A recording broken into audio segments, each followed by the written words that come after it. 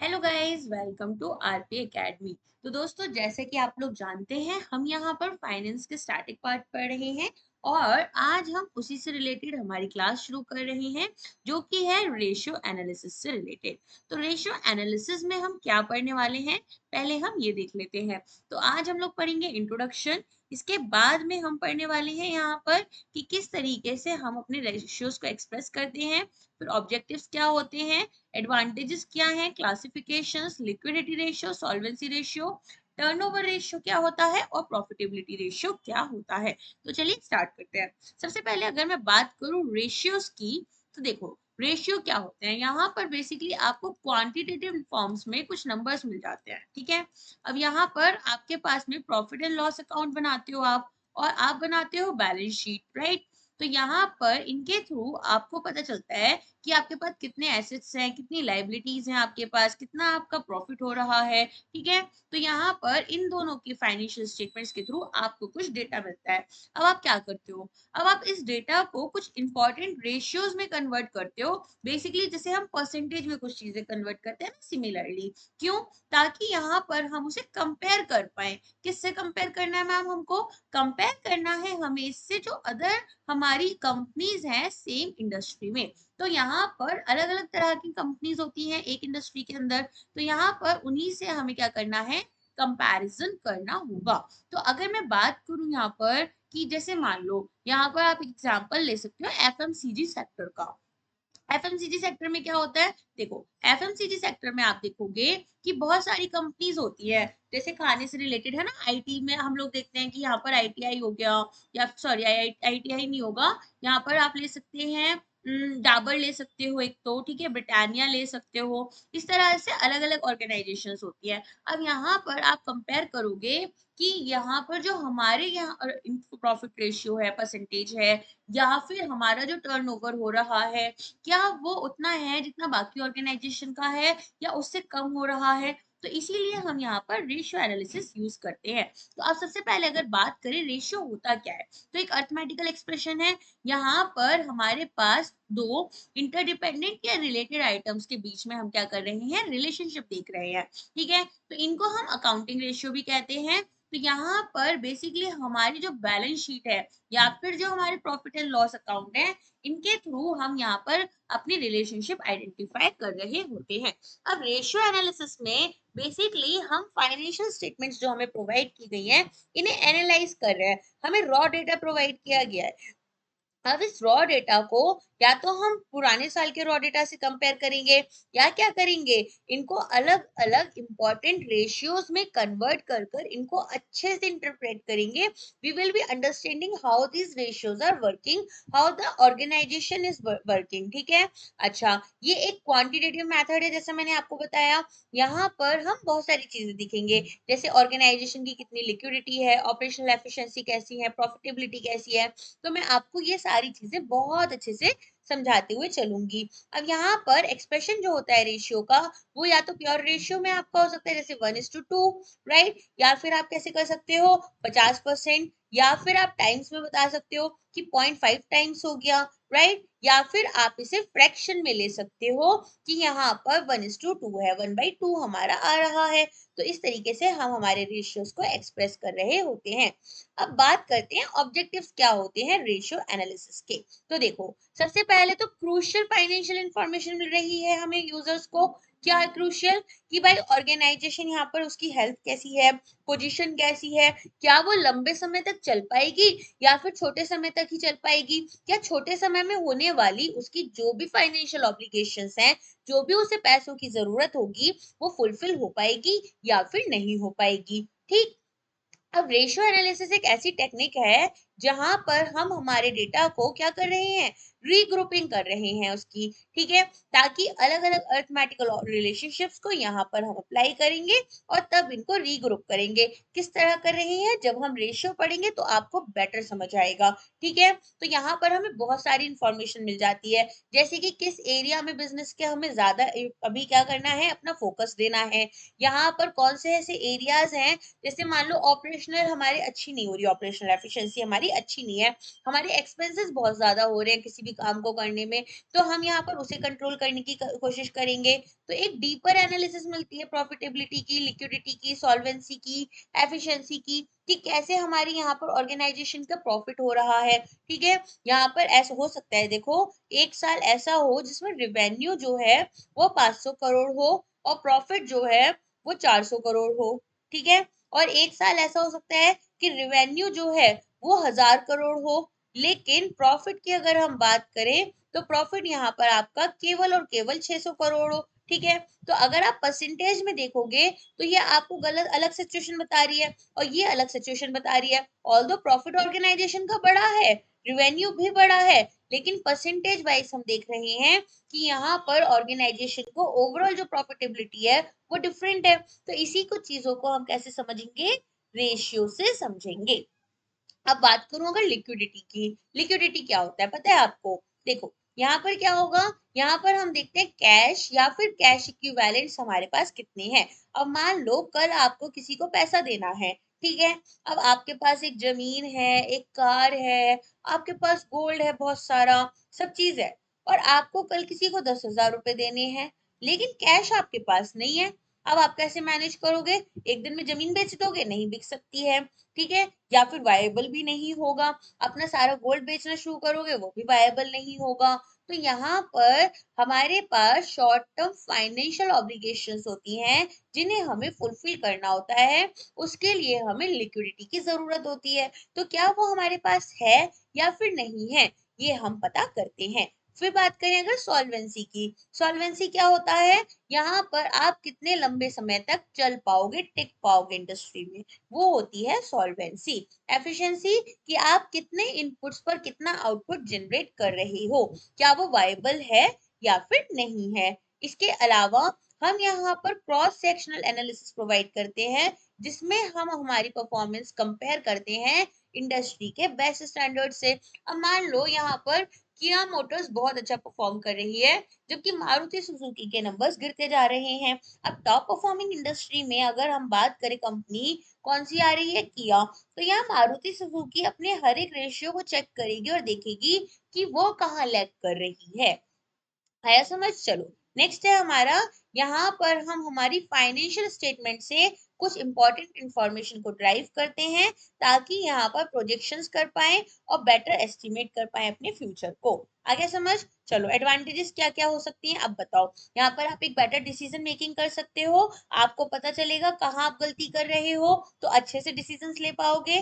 Complex figures होती हैं हमारे पास। अब मैं आपको बोलूं आपके पास 500 करोड़ के फिक्स एसेट्स हैं, अब वो फिक्स्ड एसेट्स का क्या करना है, क्या नहीं करना है, कैसे उन्हें समझना है कि हमारे पास सही नंबर्स में एसेट्स हैं या नहीं है, हमें ये सारी चीजें कैसे समझ आती है, रेशियो के थ्रू समझ आएंगी। अगर बात करें कंपैरेटिव एनालिसिस की, दूसरी कंपनी से खुद को यहाँ पर कंपेयर कैसे करोगे कि उनके पास 500 करोड़ का माल है, हमारे पास 1000 करोड़ का माल है? नहीं, यहाँ पर हमें क्या देखना होगा कि जो हमारे पास इन्वेंट्री है 500 करोड़ की, क्या वो उतनी जल्दी यहाँ पर खत्म हो रही है जितनी 1000 करोड़ वाले की हो रही है। ठीक है, तो इस तरह की चीजें हमें समझनी होती हैं। फिर प्रॉब्लम एरियाज हमें समझ आते हैं, हमें सब समझ आता है हम कहाँ अच्छा परफॉर्म नहीं कर रहे हैं, तो वहां पर हम ज्यादा टेंशन देते हैं। फिर यहाँ पर हम strength weakness opportunity threat analysis कर सकते हैं, जिसे स्वॉट एनालिसिस बोलते हैं, आपने मैनेजमेंट में पढ़ा होगा। यहाँ पर हम क्या कोशिश करते हैं, यहाँ पर हम कोशिश करते हैं कि हम समझे हमारे यहाँ क्या क्या स्ट्रेंथ है, क्या हमारी वीकनेसेस हैं, अपॉर्चुनिटीज हमें क्या क्या मिल रही हैं, और हमारे बिजनेस के लिए क्या क्या थ्रेट्स हैं। ठीक है, जैसे यहाँ पर बैंकिंग बिजनेस की बात करें तो टेक्नोलॉजी जिस लेवल पर अपग्रेड हो रही है, फिनटेक्स जिस तरह के फाइनेंशियल प्रोडक्ट्स ला रहे हैं, वो सब हमारे बैंक्स के लिए, स्पेशली पब्लिक सेक्टर बैंक्स के लिए थ्रेट बनता जा रहा है। तो इस तरह की चीजें हमें समझनी होती हैं। अब यहाँ पर हम वेरियस जो हमारे रेशियोज हैं इनको कंपेयर करते हैं। ठीक है, तो अब अपन देखेंगे कि किस तरह हम इन्हें कंपेयर कर रहे हैं। सबसे पहले अगर बात करें जाए लिक्विडिटी रेशियो की, तो लिक्विडिटी रेशियो आपके पास देखो ये अलग अलग तरह के रेशियोज हैं, इन्हें हम एक साथ पढ़ लेते हैं। जब आप रिवाइज करो तब आप समझना कि यहाँ पर कितने आपके टाइप के रेशियो हैं। सबसे पहले लिक्विडिटी रेशियो, मैंने बताया हमें क्या देखना होता है, हमारे पास कितने कैश और कैश इक्विवेलेंट्स हैं। ये शॉर्ट टर्म सॉल्वेंसी की बात कर रहे हैं। तो देखो सबसे पहले बात होती है करेंट रेशियो। करेंट रेशियो देखता है कि करंट एसेट्स आपके पास कितने हैं और करंट लाइबिलिटीज कितनी है। अब देखो एसेट्स क्या होते हैं, करंट एसेट्स जो आपके पास फॉर लेस देन 1 ईयर है। जैसे कि मानो आपको यहाँ पर किसी एक बिजनेस को आपने उधार पर सामान दिया, वो आपको 3 महीने में पैसा वापस कर देंगे, तो ये आपके लिए हो जाता है करेंट एसेट, जहां आपके पास में कैश आ जाएगा with in 3 months. Okay, current liabilities क्या होती हैं, मान लो यहाँ पर आपको इंटरेस्ट पेमेंट करनी है, बैंक को आपने लोन लिया था, अब आपको हर महीने इंटरेस्ट पेमेंट करनी है, तो ये आपके लिए बन जाती है करेंट लाइबिलिटी। इसको भी आप कैसे ले सकते हो, लेस देन 1 ईयर या विद इन 12 मंथ्स। ओके, तो यहाँ पर करंट रेशियो आपको क्या बता रहा है, ये आपको बताता है क्या आपके पास इतने एसेट्स हैं कि आप अपनी लायबिलिटीज को फुलफिल कर पाओ, क्या आपके पास यहाँ इतने एसेट्स हैं कि आप अपनी शॉर्ट टर्म फाइनेंशियल ऑब्लिगेशंस को फुलफिल कर पा रहे हो। इसी को हम क्या बोलते हैं, इसी को हम बोलते हैं हमारा करंट रेशियो। ठीक है, तो यहाँ पर हमें सिर्फ और सिर्फ यही समझना होता है। अब बात करें करंट एसेट्स की, तो ये मैंने क्या बताया, आपके पास में जिनको आप कैश में 1 साल के अंदर कन्वर्ट कर सकते हो, तो यहाँ पर क्या क्या आ सकता है, सबसे पहले तो कैश ही आपके पास आ जाएगा, या फिर कैश इक्विवेलेंट, फॉर एग्जांपल आपके पास चेक है, डिमांड ड्राफ्ट है, बैंक में आपके कुछ पैसे हैं, तो ये सारे आपके कैश इक्विवेलेंट्स हो गए।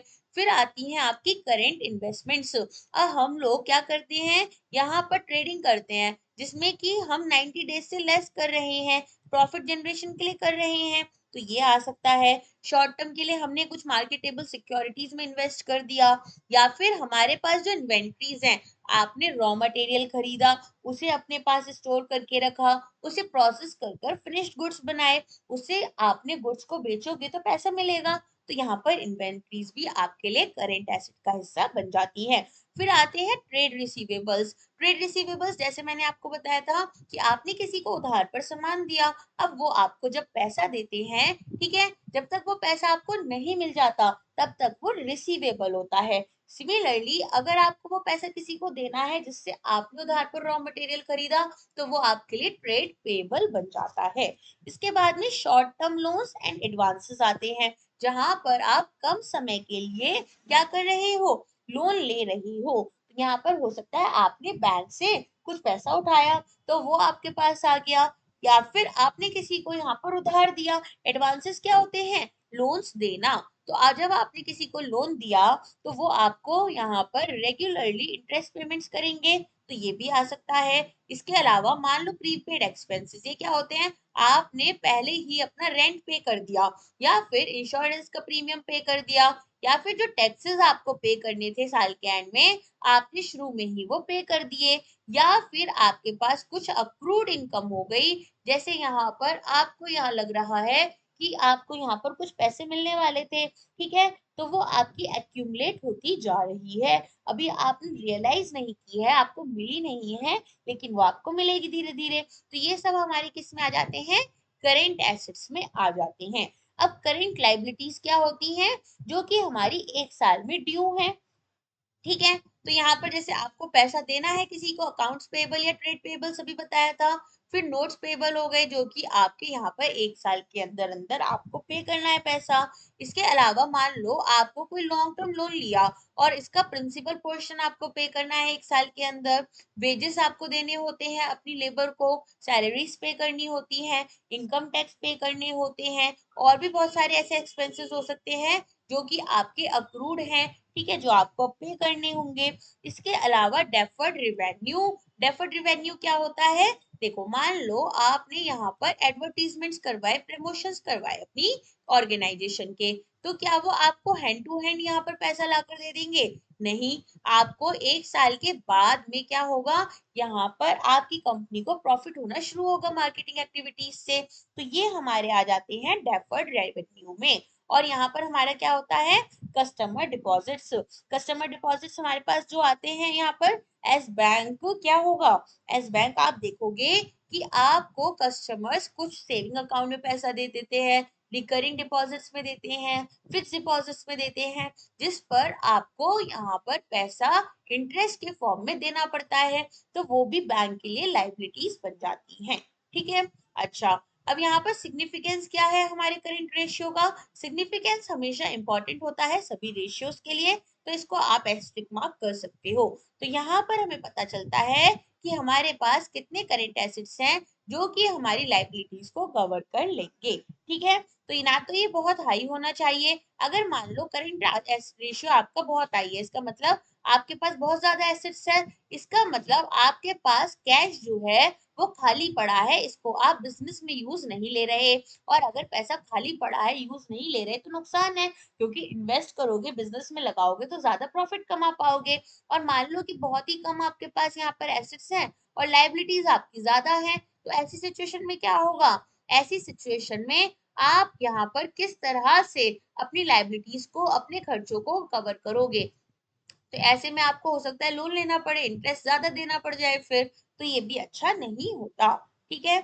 चलो, इसके अलावा अगर बात करें आइडियल रेशियो की, आइडियल रेशियो क्या होता है? 2:1, कि आपके पास में दुगने एसेट्स है, 2 टाइम्स आपके पास एसेट्स है, कि आप अपनी लाइबिलिटीज को कवर कर पा रहे हो। ठीक है। चलिए, अब आती है बात लिक्विड रेशियो की, इसको क्विक रेशियो और एसिड टेस्ट रेशियो भी बोलते हैं। एग्जाम में कभी भी यहाँ पर आपसे लिक्विड रेशियो नहीं बोलते, हमेशा क्विक रेशियो या फिर एसिड टेस्ट रेशियो बोलते हैं। ये क्या होता है? Liquid assets upon current liabilities. ठीक है। तो यहाँ पर हम क्या देख रहे होते हैं कि हम अपनी जो बहुत ही very short term financial obligations जो हैं हमारी, क्या हम उनको फुलफिल कर पाएंगे या फिर नहीं कर पाएंगे। तो हमारे पास ऐसे कितने एसेट्स हैं जिनको हम बहुत ही कम समय में कैश या कैश इक्विवेलेंट्स में कन्वर्ट कर सकते हैं। ठीक है। तो यहाँ पर क्विक एसेट्स कौन से हो गए? जिनको हम क्विकली कन्वर्ट कर सकते हैं हमारे कैश में। तो यहाँ पर हम हमारी इन्वेंट्रीज को एक्सक्लूड करते हैं। क्यों? अब आपको यहाँ पर नहीं पता कि आपका स्टॉक कब कौन कितना खरीदेगा, कितना नहीं खरीदेगा, तो इसको हम यहाँ पर क्या बोलते हैं? यहाँ पर ये हो जाता है हमारा कैलकुलेटिंग क्विक एसेट्स। ठीक है, जिसमें कि हम क्या कर रहे हैं? अपनी इन्वेंट्रीज को हटा देते हैं। तो प्रीपेड एक्सपेंसेस हमारे जैसे हैं, एडवांस टैक्स है, ठीक है, इन सबको हम एक्सक्लूड करें, क्योंकि इनको आप कैश में थोड़ी कन्वर्ट कर लोगे, जो पैसा दे दिया सो दे दिया। चलो, अच्छा, इसके अलावा इसे हम एसिड टेस्ट रेशियो भी बोलते हैं, क्योंकि ये बताते हैं यहाँ पर कि बिजनेस की लिक्विडिटी पोजीशन कैसी है। ठीक है। सिग्निफिकेंस क्या है? यहाँ पर हमें पता चलता है कि क्या बिजनेस अपनी very short term financial obligations को बिना किसी फ्लॉ के एक्सेप्ट यहाँ पर कवर कर पाएगा या फिर नहीं कवर कर पाएगा। तो यहाँ पर इस तरह की इंपॉर्टेंट इंफॉर्मेशन हमें मिलती है। ठीक है। चलिए, इसके अलावा बात करें अगर हम, तो ये हमारा कितना होना चाहिए? 1:1 होना चाहिए, जिसमें कि हम क्या बोल रहे हैं कि अगर लो हो गया, मान लो आपके पास लिक्विड एसेट्स कम है और करंट लायबिलिटी ज्यादा है, तो अगर ये लो हो जाता है तो इसका मतलब है कि हम हमारी short term financial obligation fulfil नहीं कर पा रहे। ठीक है। अब आते हैं दूसरे तरह के रेशियो पर, जो कि है सॉल्वेंसी रेशियो। ये क्या बताते हैं? फाइनेंशियल हेल्थ ऑर्गेनाइजेशन की कैसी है या फिर पोजीशन कैसी है। मतलब यहाँ पर आपको पता चलेगा कि क्या एक ऑर्गेनाइजेशन लंबे समय तक खुद को यहाँ पर विदस्टैंड कर पाएगी या नहीं कर पाएगी, या शॉर्ट टर्म में ऐसा तो नहीं है बंद हो जाए। तो यहाँ पर यही सारी चीजें हम देख रहे होते हैं। तो इसके लिए हम अलग अलग तरह के क्या यूज कर रहे हैं? रेशियोज यूज करते हैं। तो सबसे पहले बात हो रही है डेट इक्विटी रेशियो। देखो, अब पहले एक चीज समझना, एक बिजनेस है, ठीक है, तो जब एक बिजनेस शुरू होता है तो दो तरह से होता है। या तो यहाँ पर जो ओनर है वो पहले अपना पैसा लगाएगा, फिर उसके बाद में वो बैंक से लोन ले लेता है ना, बैंक से लोन लेकर फिर बिजनेस में पैसा लगाता है। कुछ बिजनेसेस क्या करते हैं? कुछ बिजनेसेस यहाँ पर पार्टनरशिप कर लेते हैं। पार्टनरशिप में क्या करते हैं? अपने किसी दोस्त के साथ में यहाँ पर पार्टनरशिप करेंगे, दोस्त यहाँ पर कुछ पैसा और लगा देता है ना, दो तरीके से होता है। ऐसे ही जो हमारी बिग ऑर्गेनाइजेशंस होती हैं वो काम करती हैं। वो कैसे काम करती हैं? या तो वो यहाँ पर लोन्स ले लेती हैं, बैंक से, दूसरे कॉर्पोरेट से, कहीं से भी ले लेती हैं, इन्वेस्टर्स से ले लेती हैं, या फिर यहाँ पर वो जो अपने शेयर्स होते हैं उनको इशू करती हैं, इक्विटीज को अपनी इशू करती हैं। ठीक है। तो यहाँ पर दो तरीके से आप काम करते हो। तो डेट इक्विटी रेशियो आपको ये बताता है कि कितना आपने लॉन्ग टर्म के लिए यहाँ पर लॉन्ग टर्म लोन लिए हैं या फिर लॉन्ग टर्म एक्सटर्नल ऑब्लिगेशंस पर आप डिपेंडेंट हो, और कितना यहाँ पर आप अपनी इंटरनल इक्विटीज पर डिपेंडेंट हो। तो इसी का हमारे पास क्या होता है, एक रेशियो बन जाता है। एक्सटर्नल इक्विटीज क्या होती हैं, यहाँ पर देखो, जब बैलेंस शीट में समझा रही थी तो मैंने आपको क्या बताया था कि यहाँ पर जो ओनर होता है, ओनर का जो पैसा होता है वो एक ऑर्गेनाइजेशन के लिए क्या होगा, उसकी लाइबिलिटी होती है। उसकी लाइबिलिटीज क्यों होती हैं ये, क्योंकि यहाँ पर उसको ये पैसा प्रॉफिट के टर्म्स में वापस करना पड़ता है, और बिजनेस एक ओनर से अलग होता है।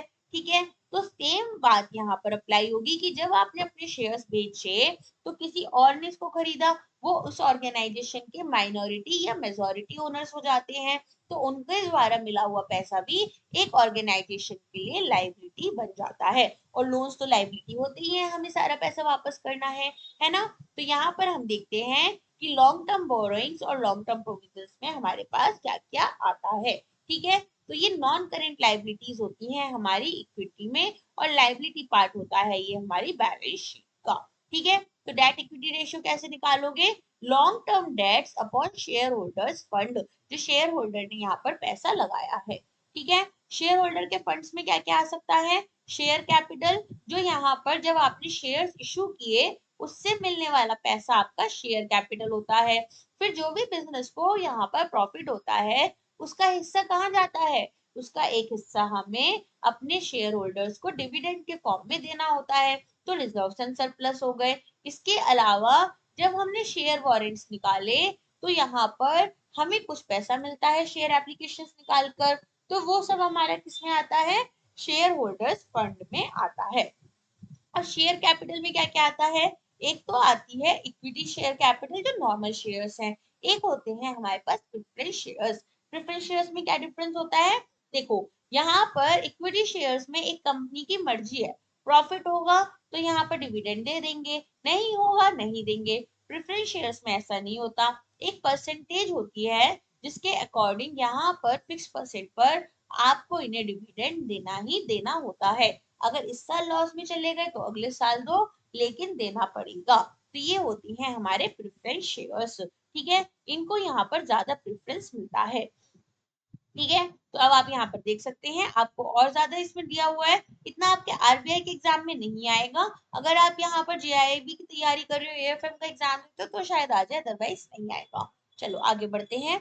अब बात करते हैं वर्किंग कैपिटल। वर्किंग कैपिटल क्या होती है, डे टू डे ऑपरेशन जो होते हैं एक ऑर्गेनाइजेशन के, डे टू डे ऑपरेशन क्या होते हैं, रॉ मटेरियल परचेज किया, परचेज कर कर प्रोसेस करवाया, प्रोसेस करवा कर फिनिश गुड में कन्वर्ट किया, फिनिश गुड में कन्वर्ट कर कर उसे सेल किया, सेल कर कर यहाँ पर पैसा मिला।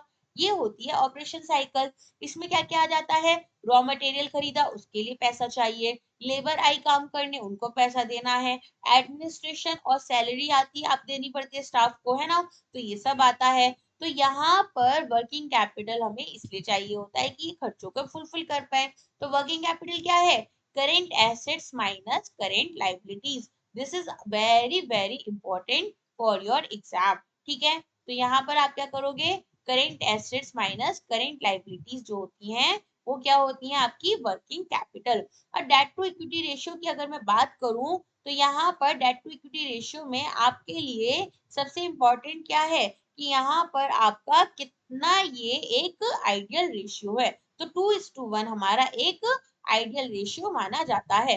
देखो यहाँ पर हमेशा याद रखना, कभी भी बहुत ज्यादा हमारे लिए अपने शेयर्स को इशू करना अच्छा नहीं होता, और ना ही बहुत ज्यादा लोन लेना। क्यों, देखो अगर शेयर्स बहुत ज्यादा इशू कर दोगे तो धीरे धीरे अपनी कंपनी पर से क्या करोगे, जो कंट्रोल राइट्स हैं वो खत्म हो जाएंगी, क्योंकि अब दूसरे लोग आपके शेयर्स खरीद लेंगे तो वो यहाँ पर मेजोरिटी ओनर्स बन सकते हैं। सिमिलरली अगर लोन लिया, एक बार बैंक से लोन लिया, बैंक ने लोन दे दिया, दोबारा लिया दे दिया, तीसरी बार लेने गए बैंक बोला यार इतने पैसे की क्या जरूरत है, चौथी बार गए बैंक बोला हो सकता है ये अच्छा परफॉर्म ना कर रहे हो, इन्हें बार बार पैसे की जरूरत है, इंटरेस्ट रेट्स बढ़ा देते हैं। अब लोन भी महंगा पड़ रहा है, इन्वेस्टर्स का कॉन्फिडेंस भी जा रहा है। ठीक है। तो इसकी वजह से ना हम बहुत ज्यादा शेयर्स इशू कर सकते हैं और ना बहुत ज्यादा लोन ले सकते हैं।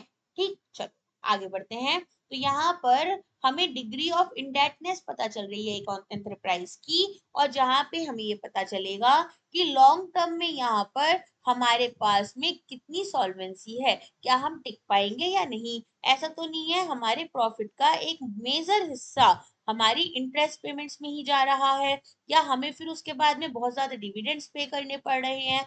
ऐसा होगा तो कंपनी लंबे समय तक कैसे चलेगी। इसीलिए हमें डेट इक्विटी रेशियो इंपॉर्टेंट होता है।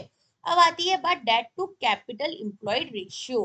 तो देखो कैपिटल एम्प्लॉयड में क्या आ जाता है, कैपिटल एम्प्लॉयड आ जाता है जितना आपके पास शेयर एम्प्लॉयड। देखो या तो आप कैपिटल एम्प्लॉयड में ले सकते हो कि सारे के सारे जितने भी आपके पास एसेट्स हैं, कैसे एसेट्स, फिक्स्ड एसेट्स और आपके अदर एसेट्स जैसे करेंट एसेट्स हो गए, ठीक है। तो ये या तो ये हमारा क्या बन जाता है, कैपिटल एम्प्लॉयड हो जाता है, या फिर क्या होता है आपके पास जितने भी फिक्स्ड एसेट्स हैं वो आप ले लेते हो, या फिर आपके पास जो लॉन्ग टर्म के फंड्स होते हैं उनको आप क्या लेते हो, कैपिटल एम्प्लॉयड। तो कैपिटल एम्प्लॉयड में आपको जिस तरह का न्यूमेरिकल आए उस तरह की अप्रोच रखनी होती है। 3 अप्रोचेस हमारे पास अकाउंट्स में दी गई हैं, ठीक है। चलिए सिग्निफिकेंस क्या है कि हमारे पास कितना यहाँ पर लॉन्ग टर्म में डेट है और कितनी हमारी कैपिटल एम्प्लॉयड है, ये हमें यहाँ पर पता चलता है। ये उतना इंपॉर्टेंट नहीं है जितना डेट इक्विटी रेशियो हमारे लिए इंपॉर्टेंट होता है, ठीक है। तो total debts upon total assets भी हमें यहाँ पर पता चल जाते हैं। प्रोपराइटरी रेशियो, यहाँ पर हम क्या देखते हैं, यहाँ पर हम देखेंगे कि एक हमारे जो शेयर होल्डर है और हमारे जो नेट एसेट्स हैं इनके बीच का रेशियो कितना है, ठीक है। तो इससे हमें क्या पता चलता है, इससे पता चलता है कि प्रोपराइटर फंड से हमने हमारे कितने एसेट्स को खरीदा है। अब जो शेयर कैपिटल हमें मिली उसमें से कितना हिस्सा हमने अपने एसेट्स में लगाया है खरीदने में उनको, ठीक है। तो प्रोपराइटर्स फंड्स या शेयर होल्डर के फंड्स या फिर इक्विटी अपॉन टोटल एसेट्स। अब यहाँ पर अगर हम लाइबिलिटी साइड लेकर चलें तो शेयर कैपिटल हमारे क्या होते हैं, लाइबिलिटीज का हिस्सा होते हैं, reserves and surplus. Asset side में non current assets, working capital minus non current liabilities. तो नॉन करेंट लाइबिलिटीज में से आपके पास क्या रहेगा, वर्किंग कैपिटल क्या होता है, current assets minus non current assets minus आपकी लाइबिलिटीज आ जाएंगी, ठीक है।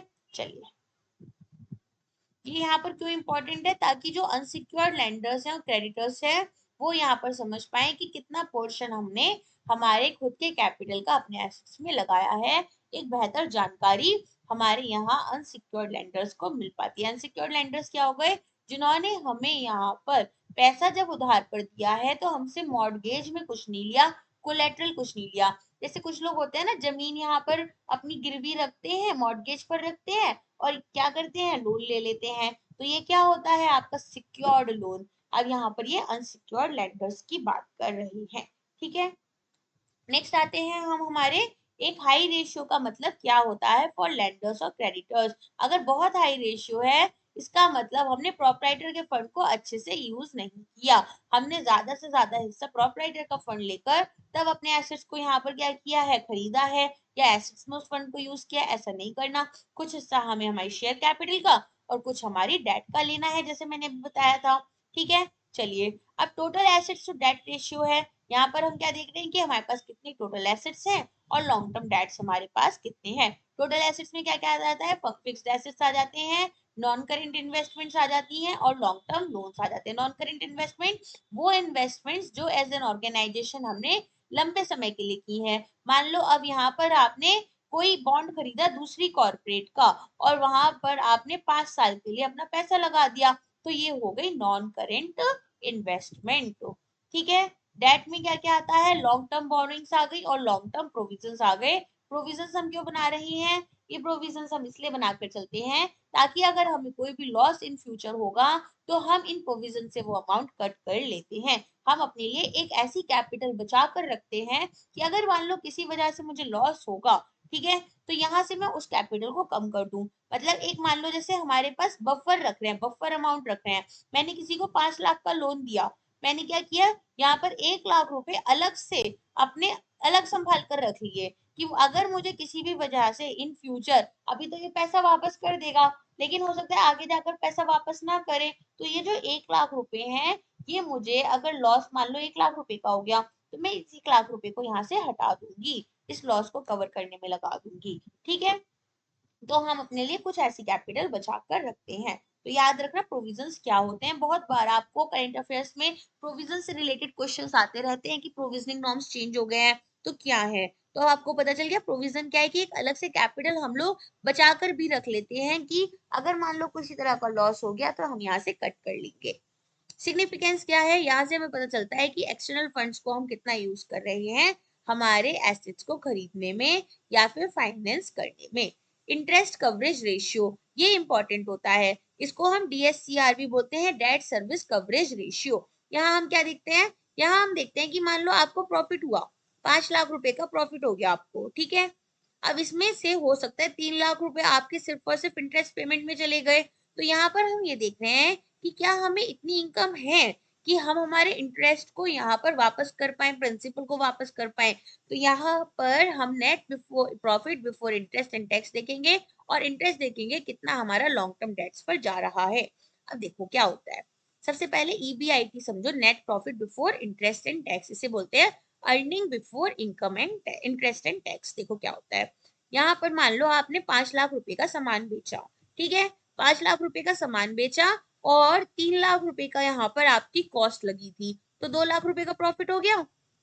अब क्या होगा, इस 2 लाख रुपए के प्रॉफिट को हम बोलते हैं EBIT, जिसमें कि हमारा ये ना तो हमने अभी तक इंटरेस्ट पे करा ना टैक्सेस दिए। अब इस 2 लाख रुपए में होता क्या है, सबसे पहले तो हम देखते हैं हमने कितने लोन्स ले रखे हैं। मान लो आपने 50,000 रुपए के लोन्स ले रखे हैं, तो आप क्या करोगे, यहाँ से पहले इस 50,000 रुपए के लोन्स को वापस करोगे, इंटरेस्ट पेमेंट्स को, ठीक है, 50,000 की इंटरेस्ट पेमेंट करनी है, सॉरी अगर आपको, तो अब आपके पास कितने रुपए बचे, 1.5 लाख रुपए बचे।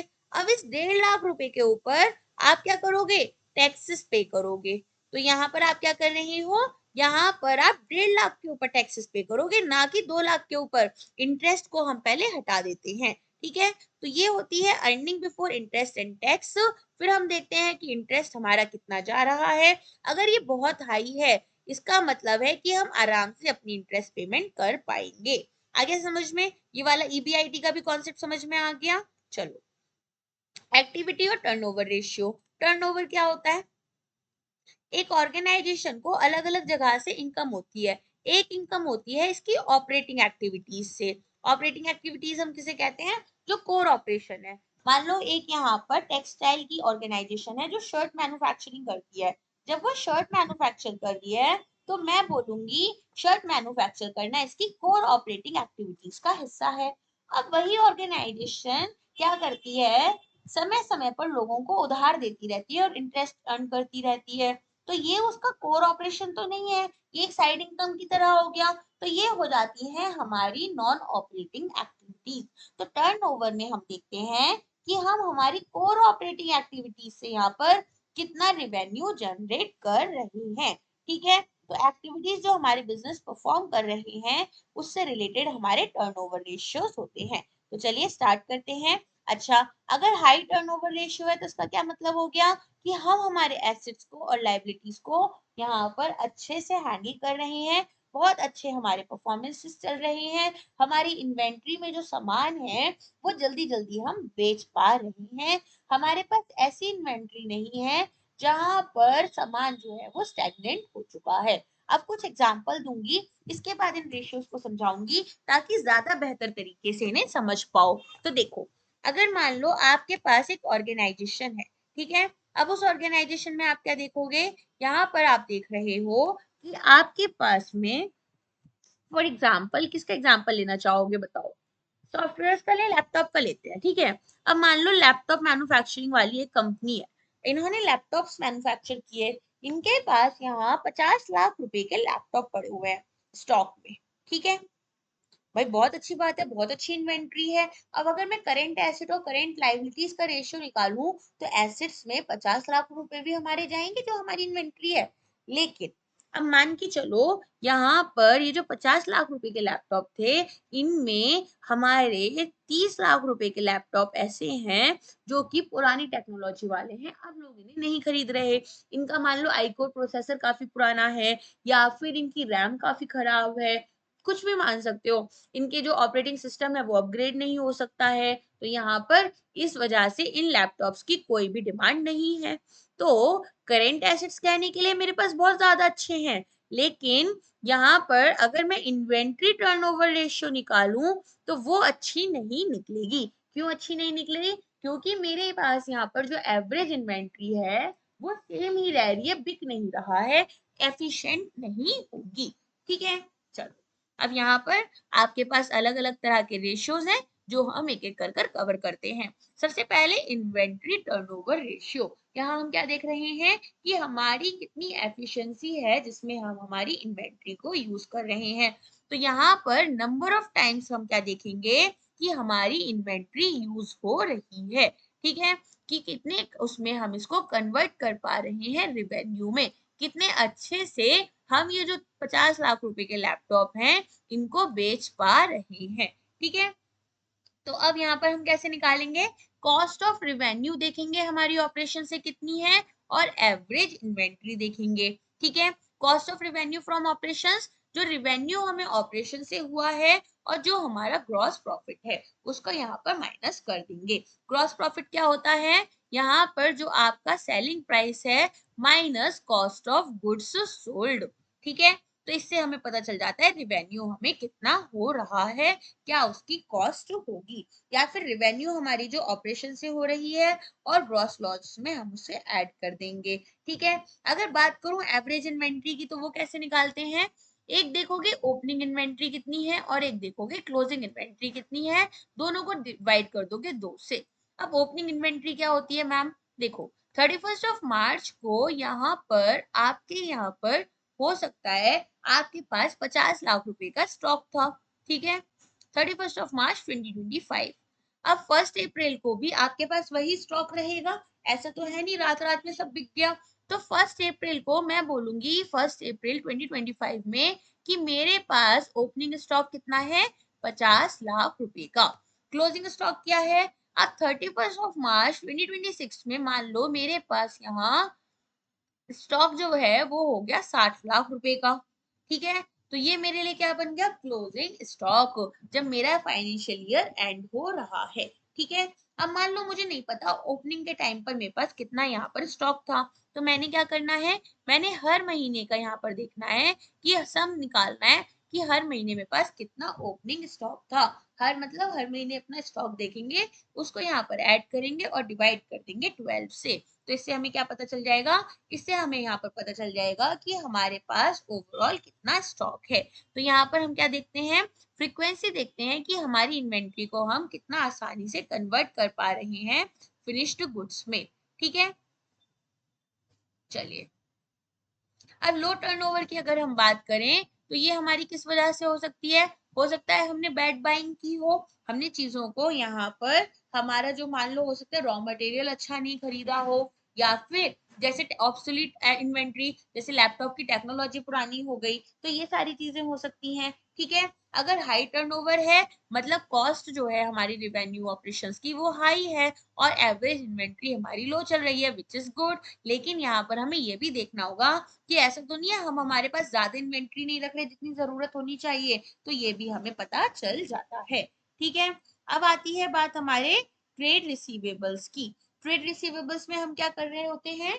ट्रेड रिसीवेबल्स में हम यहाँ पर देखते हैं कि हमारे पास में यहाँ पर क्या रिलेशनशिप है जो हमने क्रेडिट रिवेन्यू दिया है और ट्रेड रिसीवेबल्स है। मतलब यहाँ पर बेसिकली हम क्या चेक कर रहे हैं? यहाँ पर हम देख रहे हैं कि हम कितना उधार दे रहे हैं। ठीक है, और जितना हम यहाँ पर उधार में सेल कर रहे हैं उसमें हमारे पास में यहाँ पर कितना अमाउंट वापस आ पा रहा है। तो यहाँ पर ट्रेड रिसीवेबल के लिए हम क्या करते हैं? यहाँ पर हम नेट क्रेडिट रिवेन्यू देखते हैं जो हमें हमारे ऑपरेशन से हो रही है। मतलब मेरे पास यहाँ पर मान लो 50 लाख रुपए की मैंने उधारी दी। ठीक है, 50 लाख रुपए का उधार में सामान बेचा मैंने, जिसमें से 30 लाख रुपए मुझे वापस मिल गए। तो ये हो गया मेरा क्रेडिट रिवेन्यू। और एवरेज ट्रेड रिसीवेबल्स क्या हो गए कि मुझे यहाँ पर ऑन एन एवरेज अभी 20 लाख रुपए और मिलने चाहिए। तो ये हो गया मेरा एवरेज ट्रेड रिसीवेबल। तो एवरेज ट्रेड रिसीवेबल हम कैसे निकालते हैं कि हमारे पास ओपनिंग में कितने डेटर्स हैं, कितने ऐसे लोग हैं जिनको हमने यहाँ पर उधार दे रखा है, उनसे यहाँ पर मान लो क्या होगा, यहाँ पर मान लो आपको 50 लाख रुपए मिलने हैं। ठीक है, अलग अलग डेटर्स को टोटल मिला के आपने 50 लाख रुपए दे रखे हैं, वो आपका शुरुआत में साल के, और साल के अंत में यहाँ पर आपके पास में मान लो 30 लाख रुपए बचे थे देने के लिए। आपके जो उधारिया लोग थे, जो उन्होंने आपसे उधार लिया था, जो आपके डेटर्स थे, अपॉन 2 आप कर दोगे, तो यहाँ पर 40 लाख रुपए का एवरेज ट्रेड रिसीवेबल आपके पास आ गया। और यहाँ पर मान लो आपको कितनी अमाउंट मिली है, 30 लाख रुपए आपको मिल चुके हैं, तो यहाँ पर 30/40 3:4 आपका क्या हो गया, रेशियो हो गया। तो यहाँ पर हमें ये पता चलता है कि कितना हम यहाँ पर अपना जो डेट है हम दे रहे हैं, जो क्रेडिट सेल्स हम कर रहे हैं, कितनी हम यहाँ पर कवर कर पा रहे हैं। ठीक है, अच्छा, अब आप कहोगे मैम कितने समय में कर पा रहे हैं, ये भी तो इम्पोर्टेंट है। Yes, definitely. तो इसके लिए हम यूज करते हैं डेट कलेक्शन पीरियड या फिर एवरेज कलेक्शन पीरियड। यहाँ पर हम क्या करते हैं, यहाँ पर हम ये देखते हैं कि एक साल के अंदर अंदर यहाँ पर हमने कितने दिन के अंदर अपना जो भी क्रेडिट दिया था वो वापस लिया है। ठीक है, तो यहाँ पर यूजुअली हमें कोशिश करनी होती है कि 3 महीने के अंदर अंदर जो भी उधार में सेल हमने की है वो हम कवर कर पाए। ठीक है, तो यहाँ पर आप क्या करते हो, 365 से इसे डिवाइड कर देते हो ट्रेड रिसीवेबल टर्नओवर रेशियो से। ठीक है, तो ये किसके इनवर्सली प्रोपोर्शनल है, ट्रेड रिसीवेबल टर्नओवर रेशियो के प्रोपोर्शनल है। ठीक है, तो यहाँ पर हमें पता चल जाता है कि कितने समय में, कितने दिन में या फिर महीने में, ठीक है, महीने भी निकाल सकते हो और नंबर ऑफ डेज भी निकाल सकते हो, कि हमारे पास में पैसा वापस आ रहा है। अब आपने ये तो बात की कि आपने जो उधार में सामान दिया था। अब बात करते हैं जो आपने उधार में सामान लिया था, तो अब आपको उधार भी तो वापस करना है। तो आप देखोगे कि आपने यहाँ पर कितनी क्रेडिट परचेज की है और एवरेज ट्रेड पेबल आपके पास कितने हैं। ठीक है, तो यहाँ पर शुरुआत में कितने क्रेडिटर्स थे आपके और अंत में कितने थे, इसका एवरेज आप निकाल लोगे। और टाइम आपको निकालना है तो कैसे निकालोगे, नंबर ऑफ डेज को यहाँ पर डिवाइड कर दोगे। किससे डिवाइड कर रहे हो, अपने ट्रेड पेबल्स के साथ में। ठीक है, तो यहाँ पर इस तरीके से आपको क्या पता चलता है, यहाँ पर आपको पता चलता है कि आप यहाँ पर कितने समय के अंदर अंदर अपना उधार वापस कर रहे हो। आपको कोशिश करनी होती है कम समय में आप उधार वापस कर दो। क्यों, क्योंकि यहाँ पर अगर आप ज्यादा समय लेते हो तो लोग आपको महंगा सामान बेचते हैं। जब भी आप उधार पर सामान लेने जाओगे ना, सामान आपको हमेशा महंगा मिलेगा। दूसरी बात, अगर आप सामान का पैसा जल्दी जल्दी नहीं दोगे तो लोग आपको उधार देने में कतराएंगे। उनको लगेगा यार इसको पैसा एक बार दे दो फिर तो वापस ही नहीं आता, तो लोग आपको अच्छी क्वालिटी नहीं देना चाहेंगे, ज्यादा आप में इंटरेस्ट नहीं लेंगे। तो आपको कोशिश करनी है कि कम पैसे में काम बन जाए, तो इसके लिए आपको यहाँ पर समय पर पैसा वापस भी करना होगा। ठीक है, अब आती है बात नेट एसेट्स और कैपिटल एम्प्लॉयड टर्नओवर रेशियो। यहाँ आप देखोगे कितना रिवेन्यू आपको ऑपरेशन से हो रहा है और कितने आपके नेट एसेट्स हैं। ठीक है, तो अगर आपका हाई टर्नओवर है, इसका मतलब है आप यहाँ पर ज्यादा प्रॉफिट्स अर्न कर पा रहे हो। अब आती है बात हमारे पास इसमें फिक्स्ड एसेट टर्नओवर रेशियो की, जिसमें आप क्या देखोगे, आपके पास कितने फिक्स्ड एसेट्स हैं और कितना यहाँ पर आपको क्या हो रहा है, यहाँ पर आपको कितना प्रॉफिट हो रहा है। ठीक है, तो यहाँ पर हम नेट रिवेन्यू फ्रॉम ऑपरेशंस देखेंगे और नेट फिक्स्ड एसेट्स देख रहे होते हैं।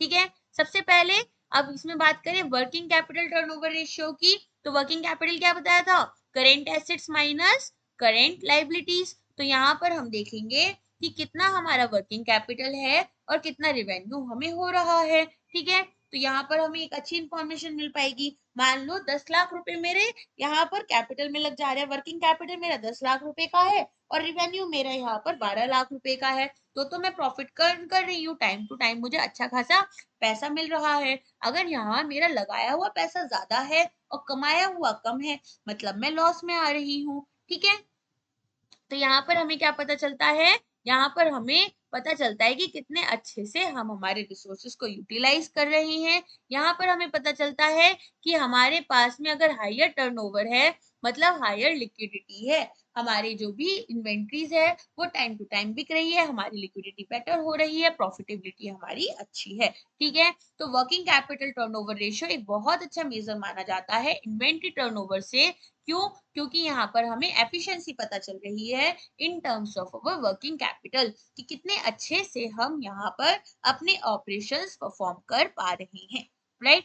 चलो अब बात करते हैं प्रॉफिटेबिलिटी रेशियोज की। प्रॉफिटेबिलिटी रेशियोज में हम बेसिकली प्रॉफिट्स चेक कर रहे होंगे, तो हमारे पास में अलग अलग तरह के प्रॉफिट्स यहाँ पर हैं।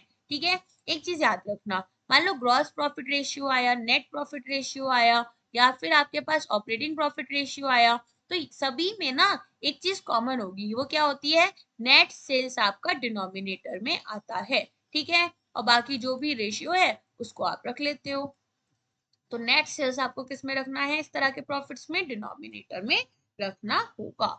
चलो अब अगर हम बात करें, यहाँ पर हमें क्या पता चलता है कि हमारी प्रॉफिटेबिलिटी कैसी है, यहाँ पर हमारी ऑपरेटिंग प्रॉफिटेबिलिटी कैसी है, हमारे ऑपरेटिंग एक्सपेंसेस ज्यादा तो नहीं हो रहे, बहुत ज्यादा इंटरेस्ट तो नहीं पे कर रहे हैं, ज्यादातर इनकम हमारी टैक्स और इंटरेस्ट में तो नहीं चली जा रही है, इस तरह की चीजें हमें पता चल पाती हैं। ठीक है, तो सबसे पहले आता है आपका gross profit ratio. Gross profit ratio में हम क्या करेंगे, यहाँ पर हम देखेंगे कितना रेवेन्यू हमें अर्न हो रहा है। ग्रॉस प्रॉफिट कैसे निकालते हैं, मैंने अभी थोड़ी देर पहले बताया था। यहाँ पर हम देखते हैं कि हमारा सेलिंग प्राइस कितना है और कॉस्ट ऑफ गुड्स सोल्ड कितने हैं। ठीक है, इसको आप कैसे कर सकते हो, यहाँ पर एक और फॉर्मूला क्या है कि आपकी ओपनिंग इन्वेंट्रीज कितनी थी, इसके अलावा आपने कितनी नेट परचेज की है, कितने आपके डायरेक्ट एक्सपेंसेस हैं, डायरेक्ट एक्सपेंसेस कैसे, कितना आपने रॉ मटेरियल खरीदा, डायरेक्टली लेबर को कितना अमाउंट पे किया, ओवरहेड आपकी कॉस्ट कितनी चली गई, वो सारा निकाल लोगे, माइनस क्लोजिंग इन्वेंट्रीज। ठीक है, तो ये फॉर्मूले आपको याद खुद से करने पड़ेंगे, बट आई होप आपको समझ आ गया होगा। तो यहाँ पर हम नेट सेल्स देखते हैं, बचपन में क्या करते थे, selling price minus cost price कर देते थे, सिंपल समझो। ठीक है, अब कॉस्ट प्राइस होता था वो प्राइस जिस पे आपने सामान खरीदा, लेकिन सिर्फ सामान खरीदना तो होता नहीं है, अब सामान को यहाँ पे पहले आपने क्या किया, रॉ मटेरियल खरीदा, फिर उसे प्रोसेस कराया, प्रोसेस कराकर फिनिश गुड में कन्वर्ट किया, तो बहुत सारी कॉस्ट इन्वॉल्व हो गई, तो ये होती है कॉस्ट ऑफ गुड्स सोल्ड। ठीक है, तो जब बड़े हो गए हो तो कॉस्ट ऑफ गुड्स सोल्ड लोगे, कॉस्ट प्राइस नहीं लेते हो, इससे पता चल जाता है ग्रॉस प्रॉफिट कितना है। आगे समझ में, चलो अब इसके आगे की बात करें कि अगर हमारे यहाँ पर ग्रॉस प्रॉफिट बढ़ रहा है, इसका क्या मतलब है, या तो सेलिंग प्राइस हाई हो रहा है, या जो कॉस्ट हमारी गुड्स सोल्ड की है वो हमने कंट्रोल कर ली। देखो ग्रॉस प्रॉफिट जरूरी क्यों होता है वो समझो। अब यहाँ पे आपको सेलिंग प्राइस जो होता है वो दो चीजों पर आपका डिपेंडेंट होता है, एक तो मार्केट में डिमांड कैसी है, एक कॉम्पिटिटर्स आपके क्या रेट रख रहे हैं, तो आप बहुत ज्यादा ना सेलिंग प्राइस अपने मन से नहीं रख सकते हो। फिर आप क्या कर सकते हो, आप यहाँ पर कॉस्ट ऑफ गुड्स सोल्ड जो है, ठीक है, अपनी कॉस्ट को यहाँ पर कंट्रोल करने की कोशिश कर सकते हो, ताकि यहाँ पर आपको अच्छा प्रॉफिट हो जाए। तो इसीलिए हमारे लिए ग्रॉस प्रॉफिट निकालना जरूरी होता है। ठीक है, सिग्निफिकेंस क्या है, यहाँ पर हमें पता चल पाता है कि भाई हमारे ऑपरेशंस कितने अच्छे से कन्वर्ट हो रहे हैं, यहाँ पर हम कितने अच्छे से ग्रॉस मार्जिन निकाल पा रहे हैं या फिर नहीं निकाल पा रहे हैं जिन सामान को हम बेच रहे हैं। अब मान लो कॉस्ट लग गई आपकी 10 लाख की, सामान आपका बिका 15 लाख का, तो 5 लाख का प्रॉफिट हो गया। और उल्टा हो गया कि सामान यहाँ पर बिका 10 लाख का और कॉस्ट, सॉरी, यहाँ पर लग गई आपकी 15 लाख की, तो यहाँ पर क्या है, 5 लाख का लॉस हो गया। ये आपको पता चल जाता है। तो जितना लोअर रेशियो होगा उतना ही आपका प्रॉफिट कम हो रहा है, gross profit upon net sales, तो ये ज्यादा होना चाहिए, है ना। अगर कम है तो इसका मतलब हम यहाँ पर किसमें है, लॉस में है। ऑपरेटिंग रेशियो क्या होगा, अब देखो, ग्रॉस प्रॉफिट में से जब हम हमारे ऑपरेटिंग एक्सपेंसेस को माइनस कर देते हैं, ठीक है, तो हमारे पास आ जाता है ऑपरेटिंग प्रॉफिट। हमें यहाँ पर ये पता चल पाता है कि हमने अपने ऑपरेशंस में यहाँ पर कितने एक्सपेंसेस कर दिए हैं। तो इससे हमें क्या पता चलता है, इससे हमें पता चलता है कि क्या हमारे एक्सपेंसेस बहुत ज्यादा हैं। ऐसा तो नहीं है कि ऑपरेट ग्रॉस प्रॉफिट तो मेरा बहुत हाई था, ऑपरेटिंग प्रॉफिट बहुत कम है। अगर ऐसा हुआ इसका मतलब मेरे ऑपरेटिंग एक्सपेंसेस कुछ ज्यादा ही हाई हैं। कुछ ज्यादा ही हाई होने का मतलब है कि मुझे इन एक्सपेंसेस को कंट्रोल करना है। अभी क्यों हो सकते हैं, एक सिचुएशन लो कि रॉ मटेरियल आपने खरीदा, उसमें आपने अच्छे से बार्गेनिंग नहीं की, या फिर आपका जो सुपरवाइजर है वो लेबर से काम ठीक से नहीं करा रहा, इसलिए लेबर स्लो काम कर रही है, और जो काम आपका 10 दिन में हो जाना चाहिए था वो आपका 15 दिन में हुआ, तो 5 दिन एक्स्ट्रा पैसा देना पड़ा। तो ये हो जाते हैं आपके ऑपरेटिंग एक्सपेंसेस। ठीक है, तो यहाँ पर हम क्या कर रहे हैं, ऑपरेटिंग रेशियो निकालने के लिए कॉस्ट जो है हमारी रिवेन्यू ऑपरेशन की plus operating expenses upon net revenue from operations, इस तरह से हम अपना निकाल सकते हैं। ठीक है, ये अलग अलग फॉर्मूले हैं, आप इनको देख लेना कि क्या ये फॉर्मूले हैं, जो चीजें मैंने आपको बताई हैं वो ठीक है। Purchase of stock in trade का क्या मतलब है, जो रॉ मटेरियल आप खरीद रहे हो, ठीक है। फिनिश गुड्स, जो आप बेचते हो सामान को, ठीक। अच्छा, वर्क इन प्रोग्रेस का एक कॉन्सेप्ट और समझा देती हूँ क्या होता है। देखो, यहाँ पर मान लो आपको 100 यूनिट्स बनानी थी, ठीक है।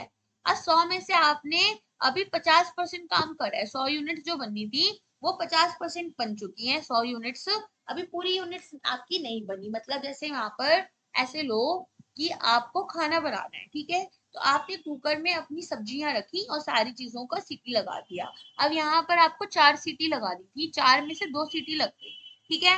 मतलब 50% काम पूरा हो गया, 50% बचा है।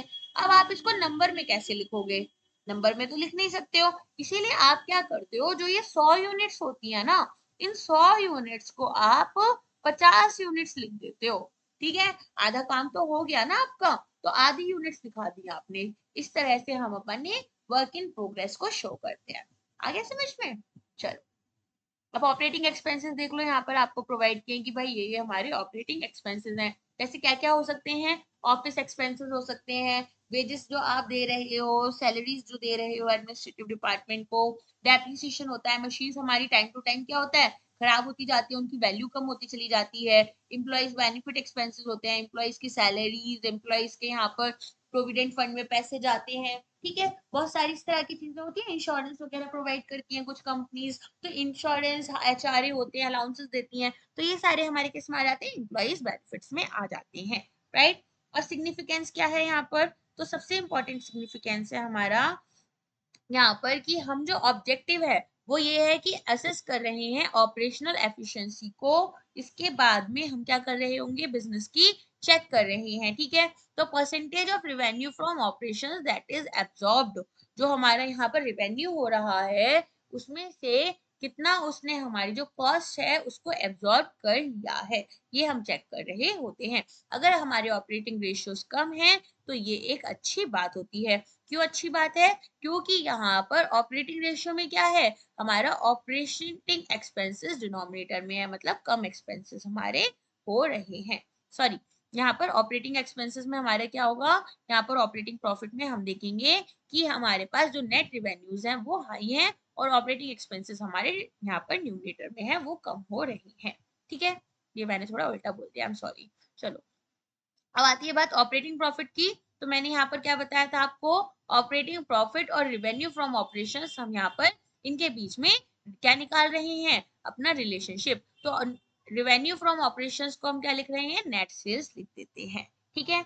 तो 100 माइनस ऑपरेटिंग रेशियो आप निकाल सकते हो, operating profit upon revenue from operations. वरना जो प्रॉफिट का एग्जांपल मैंने आपको दिया है वो ज्यादा बेटर है। देखो, जैसे यहाँ पर gross profit plus other operating income minus other operating expenses आपने ले लिया, ठीक है। तो यहाँ पर इस तरह से निकाल सकते हो, या revenue from operations minus operating cost, तो ये आपका आ जाता है। चलो, ऑपरेशन रेशियो को हम कैसे क्या एक्सप्रेस कर रहे हैं, cost of operations excluding financial charges in relation to revenue from operations, ठीक है। अब एक ही टर्म को आप अलग अलग तरह से कैलकुलेट कर सकते हो, एग्जाम में किसी भी तरह से आ सकता है, तो अब आपको पता होगा कि कैसे आपको करना है, ठीक है। चलो, नेट प्रॉफिट रेशियो, अगेन जैसे मैंने बताया था, नेट सेल्स हम लिख लेते हैं तो रिवेन्यू फ्रॉम ऑपरेशंस आ गया।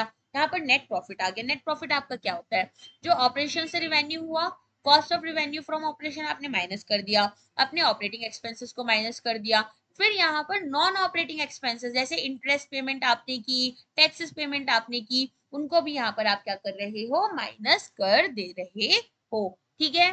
फिर इसके अलावा आप क्या कर रहे हो, नेट ऑपरेटिंग इनकम्स को अपनी ऐड कर दोगे और टैक्सेस को माइनस कर देते हो। तो ये क्या है, प्रॉफिट आफ्टर टैक्स। तो मैंने ईबीआईटी बताया था, ईबीआईटी में से पहले इंटरेस्ट माइनस करेंगे, फिर जो हमारे पास इनकम बचती है उस इनकम पर क्या कर रहे हो, उस इनकम पर टैक्स लगा लोगे, तो जो भी टैक्स है उसे माइनस कर दोगे, तो जो एंड में प्रॉफिट बचता है उसे बोलते हैं पैट, प्रॉफिट आफ्टर टैक्स। ये इंपॉर्टेंट है, ये आपको पता होना चाहिए कि क्या होता है। तो यहाँ पर नेट प्रॉफिट मार्जिन हमें पता चल जाती है कि हमारे पास कितनी है। बहुत बार क्या होता है, ग्रॉस प्रॉफिट हमारे पास अच्छा खासा होता है और नेट प्रॉफिट हमारे पास होता ही नहीं है, हमारे पास रह जाता है नेट लॉस, ठीक है। जैसे इंटरेस्ट बहुत ज्यादा पे कर रहे हैं, तो अब इंटरेस्ट बहुत ज्यादा पे करने की वजह से यहाँ पर हम डायरेक्टली लॉस में आ गए, ठीक। चलो, अगर लॉस में आते हैं तो इनकम टैक्स पे करना नहीं होता। रिटर्न ऑन कैपिटल एम्प्लॉयड या फिर इन्वेस्टमेंट, रिटर्न ऑन इन्वेस्टमेंट क्या है? आपने यहाँ पर आरपी एकेडमी से कोर्स खरीदा, कोर्स खरीदने पर आपने कुछ पैसा लगाया, पैसा लगाकर मैम आपको पढ़ा रही है, सर आपको नोट्स प्रोवाइड कर रहे हैं। ऐसी सिचुएशन में क्या है, आप यहाँ देख रहे हो कि आपको कितना रिटर्न हो पा रहा है। क्या आपको एग्जाम क्लियर करने में आप कुछ भी इसके पास आ रहे हो या नहीं आ रहे हो, यही आपका रिटर्न ऑन इन्वेस्टमेंट है। ऐसे ही जो ओवरऑल यूटिलाइजेशन हो रहे हैं हमारे फंड्स के किसी एक बिजनेस एंटरप्राइज से, वो हमारा क्या हो गया यहाँ पर, रिटर्न ऑन इन्वेस्टमेंट। ठीक है। कैपिटल एम्प्लॉयड क्या बताया था, लॉन्ग टर्म में जो हमारे फंड्स हमने एम्प्लॉय किए हैं बिजनेस में, जैसे शेयर होल्डर्स का फंड हो गया, डिबेंचर्स हो गए, मतलब जो आपने यहाँ पर डेट इंस्ट्रूमेंट्स निकाले हैं, लोन्स लिए हैं, वो सारी चीजें आपकी किस में आ जाती हैं, ये सब आ जाती हैं आपकी कैपिटल एम्प्लॉयड में। ठीक है। तो रिटर्न ऑन इन्वेस्टमेंट क्या है, प्रॉफिट बिफोर इंटरेस्ट और टैक्स, ईबीआईटी, अपॉन आपका कैपिटल एम्प्लॉयड, तो ये आपका आ जाता है यहाँ पर रिटर्न ऑन इन्वेस्टमेंट। ठीक है। तो जब हम लाइबिलिटी साइड की तरफ अप्रोच करते हैं तो हम इसे कैसे कंप्यूट करेंगे, शेयर होल्डर के फंड को और नॉन करेंट लाइबिलिटीज को ऐड कर देते हैं। ठीक है। चलो, नॉन करेंट एसेट्स हमारे पास क्या क्या होते हैं, यहाँ पर fixed assets, non current trade investments, long term loans and advances, working capital हमारे पास आ जाती है। तो ये सब हमारे क्या हो जाते हैं, ये हमारे हो जाते हैं एसेट साइड के लिए। सिग्निफिकेंस क्या है, यहाँ पर हमें पता चल पाता है कि कितने रिटर्न्स हमें मिल रहे हैं, तो एफिशिएंसी कितनी है बिजनेस की कि वो अपने फंड्स को किस तरह यूटिलाइज कर रही है। तो यहाँ पर इन्वेस्टर्स अगर अच्छी यूटिलाइज करेंगे तो इन्वेस्टर्स पैसा लगाना चाहेंगे, नहीं यूटिलाइज करेंगे तो इन्वेस्टर्स कहेंगे ये तो सारा पैसा वेस्ट कर देते हैं, इन्हें क्यों पैसा दे, कोई फायदा नहीं है, ये मैम तो अच्छा पढ़ा नहीं रही है, सर तो अच्छा काम दे नहीं रहे हैं, तो इन्हें हम अपने पैसे क्यों दें, है ना। ऐसे। चल, return on share holders fund, return on share holders fund में हम क्या पढ़ रहे हैं, यहाँ पर हम देखेंगे कि हमारे पास में जो शेयर होल्डर्स ने जो हमारी इक्विटी हमने बेची है उस पर जो हमारे फंड्स लगे हैं वो अमाउंट कितना है। ठीक है। तो ये रेशियो हमारे लिए बहुत इंपॉर्टेंट होता है। यहाँ पर हम क्या कर रहे हैं, यहाँ पर हम बेसिकली चेक करेंगे कि हमारी जो रिटर्न है, ठीक है, रिटर्न ऑन इन्वेस्टमेंट है, उससे ज्यादा हमारे पास यहाँ पर क्या मिल रहा है, return on share holders fund. ठीक है। तो यहाँ पर basically profit after tax share holders fund into 100 हम इसको निकाल लेंगे।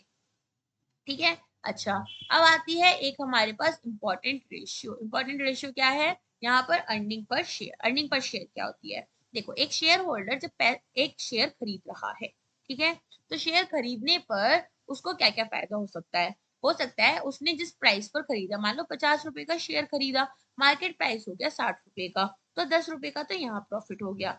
लेकिन इसके अलावा और क्या हो सकता है, इसके अलावा यहाँ पर हर कंपनी कुछ डिविडेंड देती है। मान लो इस 50 रुपए के शेयर पर 5 पैसे का, यहाँ 50 पैसे का इन्होंने क्या दिया, डिविडेंड दिया। तो यहाँ पर वो जो प्रॉफिट अवेलेबल है हमारे इक्विटी शेयर होल्डर को, उसको हम यहाँ पर लेते हैं। ठीक है। तो यहाँ पर अर्निंग पर शेयर क्या है, ये एक शेयर होल्डर के लिए रेशियो है जिसमें वो ये देख रहा है कि भाई अगर मैंने यहाँ पर एक शेयर खरीदा तो मुझे कितनी इनकम होगी, राइट। तो earning refers to profit available for equity share holder. ठीक है। तो हम यहाँ पर इसे कैसे निकाल रहे हैं, कितना प्रॉफिट हमारा टैक्स के बाद बचा और डिविडेंड ऑन प्रेफरेंस शेयर्स। अब ये बताती हूँ क्यों है। एक ऑर्गेनाइजेशन है जो कि रैप अप हो रही है, रैप अप हो रही है मतलब यहाँ पर बंद हो रही है। जब कोई कंपनी बंद होती है तो क्या करती है, अपने एसेट्स बेचती है। अब अपने एसेट्स इसने बेचने बंद शुरू किए, क्यों कंपनी बंद हो सकती है, क्योंकि लॉस में आ रही है। तो यहाँ पर कंपनी ने कुछ डेट लिया होता है, ठीक है, कुछ अपने शेयर्स क्या किए होते हैं, इशू किए होते हैं, तो कुछ प्रेफरेंस शेयर्स होते हैं, कुछ इक्विटी शेयर्स होते हैं। अब सबसे पहले क्या करेगी, जो लोन लिया है वो वापस करती है, ठीक है, तो जो भी डेट था वो वापस कर दिया। इसके बाद में जो प्रेफरेंस शेयर होल्डर्स थे, प्रेफरेंस प्रेफरेंस मिल रहा है, तो इनको इनसे बात हुई थी कि इन्हें एक हमें डिविडेंड देना है, तो हमें इनका पैसा वापस करना पड़ेगा, तो हमें इन्हें डिविडेंड देना पड़ेगा। फिर अगर कुछ बच गया तो इक्विटी शेयर होल्डर को मिलेगा, मान लो कुछ नहीं बचा तो इन्हें कुछ भी नहीं मिलेगा, राइट। तो यहाँ पर इस तरीके से हमारी कंपनी जब बंद होती है, उसके एसेट्स जब बिकते हैं तो लोगों में पैसा इस तरह डिवाइड होता है। अब यहाँ पर हम क्या कर रहे हैं, अर्निंग्स देख रहे हैं कि भाई हमारे शेयर होल्डर्स के लिए कितनी बचेगी। तो कैसे देखोगे, अगर मान लो कंपनी को 100 लाख रुपए का यहाँ पर प्रॉफिट हुआ और जो डिविडेंड इन्हें देना था वो इन्हें देना था यहाँ पर अपने प्रेफरेंस शेयर होल्डर्स को 40 लाख रुपए का, ठीक है। तो यहाँ पर ये कैसे देंगे, यहाँ पर 40 लाख रुपए दे दिए तो 60 लाख रुपए बचे। अब ये 60 लाख रुपए जो हैं, ठीक है, इससे हम देखेंगे कि हमने मान लो 100 शेयर्स निकाले हैं तो या फिर 1000 शेयर्स निकाले हैं, तो इससे हमें पता चल जाएगा कि हमारे पास में कितना अर्निंग पर शेयर है। आगे समझ में? एकदम आसान था, टफ तो नहीं था, राइट? कॉन्सेप्ट थोड़े से हैं, थोड़ा लंबा लेक्चर है, एक काम करना इसको 2 पार्ट्स में सुन लेना अगर आपको बोर लग रहा हो। तो यहाँ पर हम क्या कर रहे हैं, इक्विटी शेयर होल्डर्स के पॉइंट ऑफ व्यू से जा रहे हैं और देख रहे हैं कि शेयर मार्केट में हमारा प्राइस शेयर का कितना है, ठीक है? तो यहाँ पर हमें वो समझने में हेल्प हो जाती है। हमें समझ में आता है कि भाई इतनी इनकम हो रही है, इन्वेस्ट करना चाहिए शेयर में या फिर नहीं करना चाहिए।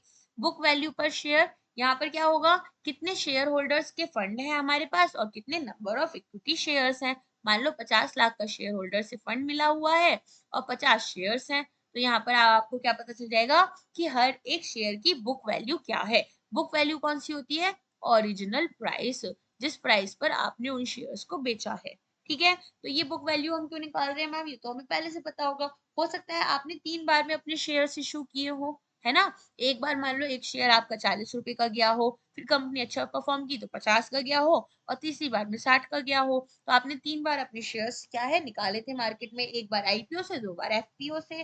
तो यहाँ पर फिर हमें एवरेज बुक वैल्यू पता चल जाएगी, राइट? तो यहाँ पर हमें पता चल जाता है कि कितनी हमारी यहाँ पर मार्केट प्राइस होगी शेयर्स की और कितना हमारी शेयर्स की बुक वैल्यू है।